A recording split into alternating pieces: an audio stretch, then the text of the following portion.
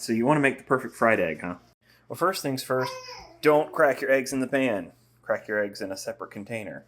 That prevents any shell getting in there and also any of those loose, annoying little thread strandy things. Secondly, you need a nonstick pan, whether it be cast iron or an actual Teflon pan. But the next key to this is high, hot, and a hell of a lot.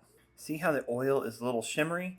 That means that it's ready. So, once the oil is shimmery, take your eggs and add them to the pan.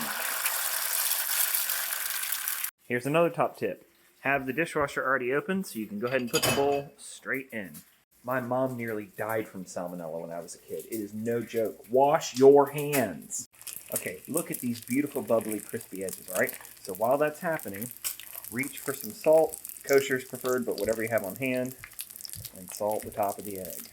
When your egg is looking nice and pillowy and beautiful like this, get up underneath it, give the flip, cut off the heat, and literally, 10-15 seconds, depending on how done you like your egg, is all this is going to need.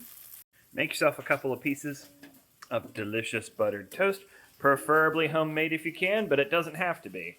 That egg is 100% done, so we're going to go ahead and lift it up and onto or beside the delicious toast. Bon appetit! Enjoy. Perfect fried egg. Still gooey in the center. Don't believe me about the gooiness? Take a look at that.